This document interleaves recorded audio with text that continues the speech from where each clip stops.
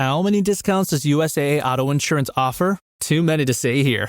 Multi-vehicle discount, safe driver discount, new vehicle discount, storage discount, legacy. How many discounts will you stack up? Visit USAA.com/auto discounts. Restrictions apply. This Steve Jones Show podcast is now loading. The Steve Jones Show podcast is presented by Sunbury Motor Company, Purdy Insurance, and Brewers Outlet.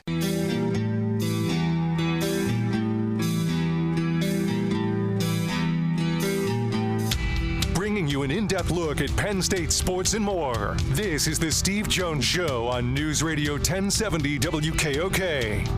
The Steve Jones Show is presented by Purdy Insurance, Brewers Outlet, and Sunbury Motor Company. Now from the Sunbury Motor Studio, here's Steve Jones.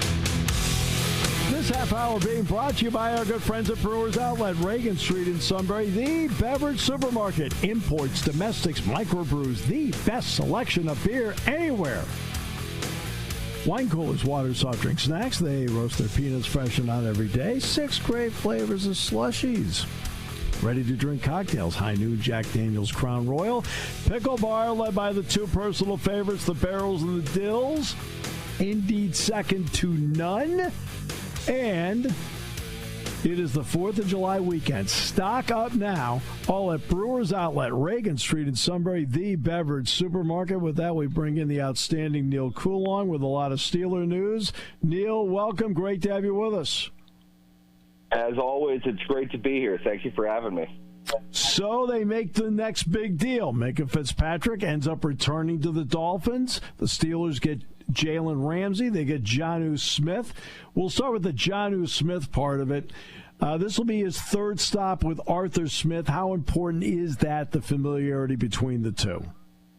I think that the big thing that you get with Smith, from what I've seen, is he's a very good short space route runner. He's a very reliable target. This is not your Travis Kelce, George Kittle kind of tight end, but he can work he can work the horizontal field. He can work the 7 to 10 range, and like we've discussed, I'm not sure Aaron Rodgers has a whole lot of 20-plus yard throws in that arm anyway. No. So with Smith, the big addition there, I think that I would expect to see from the Steelers is probably heightened success in the red zone. I think there are going to be one thing with Rodgers that I'll give him now. He throws a pretty good fade. He can buy himself enough time, and he's got good touch on deeper passes. Call it 12 to 15. If he's out on the move, if he's throwing toward the sideline, Smith can run those kinds of routes. And if you get into tight space, kind of his typical what we saw in Miami last year was a lot of 7 to 10 outs. Rodgers can make those throws, provided he has the time, the protection to be able to do so. And Smith can run those routes well and come down with the ball pretty often. So I think Smith adds what should be an improved red zone capability to a team that's kind of struggled with that as of late. And usually you kind of blame the ground game, and that's certainly on the table as well. But I think between the 20s, the Steelers are going to be a better team this season than they have been. And perhaps, instead, in other words, take out a few 25-yard field goals and add touchdowns instead. Where is their scoring average on the season? Does that get them a game, maybe two overall? Does that get them to a better spot in the playoff hunt in a very competitive AFC? I think all that can be true. I think that's what Arthur Smith would envision with a player that he's used in that capacity two other places prior to this one. The one area, though, that would be a concern for Steelers, this is not America's greatest, most committed blocker that they're bringing in. So obviously it's something that Arthur Smith knows, but they'll have to work around it. Yes, and I would say this. When people talk about 12 personnel, your two tight ends on the field, yep. For whatever reason, they ignore the versatility of that. Doesn't have to be the same two tight ends every time. They've That's got right. an emerging blocking tight end in Darnell Washington. Pat Freiermuth is a good three-down tight end. There are different packages that they could run with combinations of tight ends on the field. I think that's probably what they're going to end up doing. Because you're right. I mean, you're not expecting Jonnu Smith to lead the edge on an outside zone play the way that the Steelers will probably deploy Freiermuth often this year, certainly Washington. But when he is on the field, when you have another receiver within that group, there are lots of different things that you can do. And I would say it's not just the package itself with a play call from the huddle. It's more letting a very intelligent, very experienced quarterback take a look at what a defense is doing, knowing their tendencies after having prepared all week for that opponent, and being able to move your players around to do whatever you want to do. I don't know if we've talked about this before. Now, I remember this play as a demonstration of why the New England Patriots had the dominance that they had in the last two decades. They came out in it was a 13 package. They had 3 tight ends on the field. Tom Brady kind of looked at what the Steelers were doing, made a call to each side of the line, and all of a sudden they're in a 5-wide package that the Steelers can't defend. And they picked up, I think, 35, 40 yards on the play because they had one of those 5'9" wide receivers that they had on James Harrison somehow in the slot. When you have that kind of versatility, your quarterback can mix and match wherever you need, wherever you want to put the advantage, you're able to do that. When you can play 3 tight ends with receiving options and a running back who theoretically is able to gain yards through a couple of different schemes that you're going to run, you have that versatility. That makes you a very hard team to defend, makes you a very hard team to prepare for. And it's easier on the quarterback because all they need to do is kind of take a look at what a defense is going to do in whatever situation where their personnel is, make a couple calls, and you can flip around what you're doing. The Steelers are going to have the ability to do that with an improving offensive line with a lot more experience and a very intelligent, reasonably capable physical quarterback. I think they have the luxury now with a guy like Smith of being able to really tap into that versatility and instead of the deep physical talent that they don't have at the wide receiver position, they can make up for that by kind of a chess piece type of player like Smith on the line, in the slot, wherever, and be able to kind of dictate what they're going to do based on what the defense is giving them. Well, okay, so let's get to the Minkah Fitzpatrick part. I'll do this in 2 parts. When he was acquired, boy, did he play at a level that was tremendous.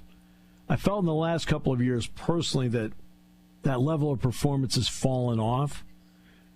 What is your opinion on what they lose in Minkah Fitzpatrick? I think with Minkah, the big thing was, I want to say that the manner in which he left Miami, and he was traded, of course, but there was friction there. This is, he second year in, the former, 12th, 13th overall pick, whatever it was, highly versatile athlete, a very strong defensive back prospect. That's the way he always was seen. Mike Tomlin loved him. You knew that. There was no way where the Steelers were in the draft that year they were going to get him. But Brian Flores, oddly enough, who would go on to become the Steelers linebackers coach and now the defensive coordinator for the Vikings, in his tenure as the head coach of the Dolphins, they struggled quite a bit initially with what they were trying to do. And the thing was with Fitzpatrick, it kind of seemed like they were using him in 4 or 5 different roles. They almost wanted him to be more of a nickelback than probably what he's best to be, which is that deep center field type of player. When the Steelers acquired him, it was in the middle of the season. And at that point, really, not a whole lot that you could do as far as scheming him up. He has to get caught up with the defense as quickly as he can because they want him on the field every snap. So they basically said, deep center field is yours. We're going to keep you back there and just roam the field and make plays on the ball. And he did. He was an all-pro that season, largely because it became very difficult to throw deep on the Steelers without risk of Fitzpatrick making a play. And he did that, I think, at a very high level the first 2 years of his time in Pittsburgh. And a big part of that was teams were still throwing vertically. They threw outside the numbers quite a bit more. I think across the league, you saw teams hesitate in doing that more They wanted to open things up underneath a little bit more, and more teams were playing 2 deep, 3 deep safeties to take away those big plays. Minkah was, I think pretty commonly, he's been the deep center field position. He's been roaming, but recently teams haven't really been trying to throw over the top of the Steelers all that much, and they're doing stuff underneath. And with that, I got the sense, in watching him probably call it the last 30 games or so, there was a sense of frustration from Fitzpatrick. Largely, he wasn't making plays anymore. The ball was not coming in his direction. He started guessing a bit more, and he wasn't guessing correctly anymore. You know, as a deep safety, you have to have an instinct for the position, and Fitzpatrick showed Hall of Fame level instincts, Ed Reed-like instincts the first 2, 3, 4 years of his career. It went down quite a bit after that, and at the same time, I think that's in concert with a league that wasn't doing the types of things that you would expect it to do game to game. So his highest and best use, I think, was kind of marginalized a bit collectively. Offensive football just doesn't look the same way as it did 7 years ago. Minkah's kind of caught in the middle of that. He still wants to be able to be a playmaker. They moved him around a bit more last year. That didn't seem to really help anything. He misses tackles downhill, which is kind of a cardinal sin of a free. If you're going to play a traditional free safety role, you got to be able to come down and hit. He does. I don't think he's the best tackler in the NFL. And when he's not making plays, now you have a guy at $23 million can't do the thing that earned him that $23 million a year. I think that's kind of the decision that the Steelers came up with at the end, largely because as good as we have seen him, that is not the player we've seen the last 2 years. So really, it's okay. Well, he's costing a lot of money. I am just speculating here, just because where there's smoke, there's fire. That's a big contract to trade, and you need to acquire a big contract for that trade to happen. The Dolphins were going to struggle to find a trade partner for Jalen Ramsey, and the Steelers, who also wanted Jonnu Smith, could see there's an avenue there if they can kind of cancel out the contracts of Ramsey, who did not want to be in Miami, and fill in the blanks, Minkah Fitzpatrick in Pittsburgh. These contracts can even themselves out. Now we have a deal. Now we have something we can do. I think the main target here for the Steelers was to get Smith one way or another, and it kind of came up that this makes sense to get Ramsey. Why would that make sense? Probably because there's some type of issue internally between Minkah and the Steelers that just kind of became untenable. This is kind of an odd time of the year for at least a big name trade. But I think this trade really is about two teams that had players that a combination of didn't fit with where they wanted to go and didn't really particularly want to be there doing it anymore. So I think a lot of the Steelers got their money's worth out of Minkah Fitzpatrick. His career certainly isn't over, but it didn't seem like it was really working to the tune of $23 million anymore. And that kind of necessitated the move. If teams are not going to throw deep, Fitzpatrick's highest and best use is not as apparent. And they just gave Deshaun Elliott a 2-year extension. He can do those types of things, but if teams aren't going to throw deep and across the NFL, they're not doing it as much. If they're not going to do that, why are you paying $23 million to a guy to defend that? Take a player like Jalen Ramsey, who can play multiple underneath roles for you, create more versatility, still have something of a back-end safety if you want to drop into that. But there's just more value overall with what they have, and Minkah is just not the guy that he used to be, and there might have been some friction there. All right, so now let's get to Jalen Ramsey. There are some who believe, talent-wise, he's a Hall of Fame guy.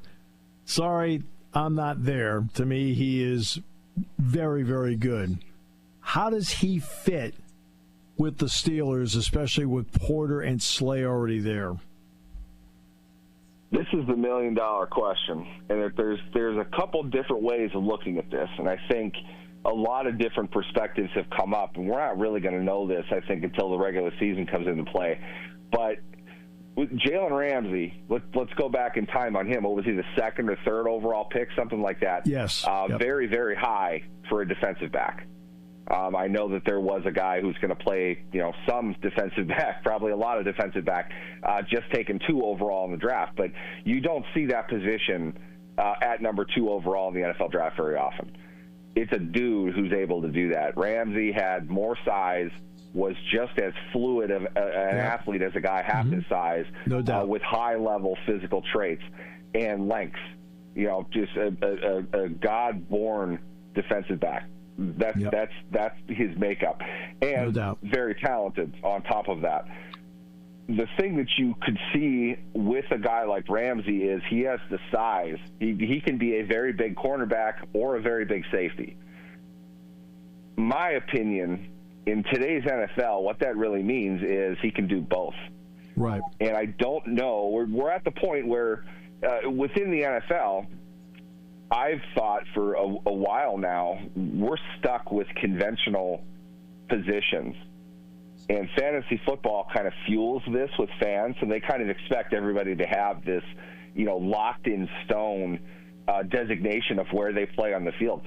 I've argued with Steelers fans over this quite a bit, and certainly now in wake of all this. But Minkah Fitzpatrick, it might be the only guy, and Joey Porter, probably the only guys on the back 7 who are playing a traditional version of their position. Yeah. Every other guy that they use, where he lines up is not necessarily what he's doing on the play. And what I mean by that is these guys, call them positions, they have certain rules that they follow within a defense. If this, then this. There's a series of those things. That's the defense that they're playing. I don't think the Steelers have had anything even remotely close to a true strong safety since probably Lee Flowers, the guy to play it before Troy Polamalu. Troy Polamalu did not play a true strong safety position. I don't think there was a position for what Troy Polamalu played. But there have been a lot of examples of hybrid positions. We often talk about the safety/linebacker, which has been a defensive back, typically long in the tooth veterans that the Steelers have signed in, and it rankled the ire of fans. I'm thinking of Mark Barron, kind of an unsuccessful attempt at that a couple of years ago. Marcus Golden was a player they tried to do that with back in the day. I think Ramsey is going to be that, because I think Ramsey is smart enough. I think he has the physical ability that really he can be an underneath inside defender. Whatever you want to call that, that's fine. But if you're laying out to me a man coverage scheme, which the Steelers ran for at least for Joey Porter almost exclusively last year. Others would drop into zone because there's a lot of different things that you can do. Slay, I think, could fit into that, certainly. Slay might be a better outside cornerback because not because he's necessarily supposed to play that, but I think Ramsey is better inside. He could be more of an asset to them defensively. And what I mean by that is if you have a slot guy, if you're taking man, you can do that. But you can also drop – his rules can be if this guy moves here, he can drop back and play a deep safety from that spot. I think that's what they're going to do. I think Ramsey's highest and best use is the fact that he can play 4 or 5 different things. And really the early indications that we have heard from reports is – they want Slay, Ramsey, and Porter on the field pretty much every snap. What does that tell you? This is a base nickel kind of defense. That's right. If you have to define it. Exactly. But what if Ramsey isn't your typical cornerback? Somebody's probably not going to fill that role, and you will need to have another safety in there. Now, they signed Juan Thornhill this offseason. If you're super excited about the addition of Juan Thornhill, I can't help you out much. But I think Jalen Ramsey probably gets the nod over Thornhill. Maybe you need to put another defensive back out there, but I really feel like the versatility that Ramsey gives them really means he could play any one of 3 spots. So you can mix and match with different defenders coming in to play in different spots. He's also really big. Keep that in mind. An excellent point that I saw somebody make. This team hasn't blitzed from the slot corner position since Mike Hilton left. No, Jalen Ramsey's that's true. 3 times the size of Mike Hilton, and he's twice the athlete. That's an asset. Get that guy, get his arms in the air to help eliminate short passes. That's a great asset. Ramsey gives them the ability to do a lot of things, but I don't think he's going to be used in a traditional way, the way everybody expects. And you know what's interesting? They've made all these moves, and I still think they're in third place. All right, that's me. We'll find out. Neal, always a pleasure, my friend. Appreciate it. Have a great 4th. Enjoy it and be safe. Absolutely. You guys as well. Thanks for having me. The great Neal Coolong, and this half hour brought to you by our good friends at Brewers Outlet, Reagan Street in Sunbury, the beverage supermarket, imports, domestics, microbrews, the best selection of beer anywhere. Wine coolers, water, soft drink, snacks. They roast their peanuts fresh and hot every day. And 6 great flavors of slushies, ready-to-drink cocktails, High Noon, Jack Daniels, Crown Royal, and the Pickle Bar, led by my personal favorites, the Barrels and the Dills, indeed second to none, here on News Radio 1070 WKOK. Party time, game time, or just fun time. Doesn't matter what time it is, because it's Brewers Outlet time. The beverage supermarket has the area's largest beer selection. Imports, microbrews, ciders, and domestics. Pick from over 100 ice-cold 12-packs and dozens of 24-ounce singles. Soda, snacks, hot sauces, fresh roasted peanuts. Make it one-stop party shopping, and don't forget the Pickle Bar. So whatever you're celebrating or just doing it up, Brewers Outlet, Reagan Street, Sunbury wants to see you. And thank you for your years of patronage. Celebrate your freedom from high prices this long holiday weekend at Sunbury Motors with deals hotter than a firecracker. Hurry in to Sunbury Motors Ford and choose from 10 pre-owned Explorers priced as low as $17,997, or pick from 12 pre-owned F-150s, America's best-selling truck, starting at just $18,997. At Sunbury Motors Hyundai, save up to $2,300 on the versatile pre-owned Hyundai Santa Cruz and up to $2,000 on used Hyundai Santa Fe's that come with plenty of room for the whole family. And Sunbury Motors Kia, save up to $2,600 on the used sleek and comfortable Kia Serenos and up to $2,000 on a pre-owned, affordable, and smooth-riding Kia Telluride. And that's just a small example. Celebrate your freedom from high prices at Sunbury Motors Ford and Sunbury Motors Hyundai in the North 4th Street Auto Plaza, Sunbury, and a Sunbury Motors Kia on the Strip in Hummel's Wharf. SMC will be closed on Friday, July 4th to honor America and for their employees to enjoy the holiday.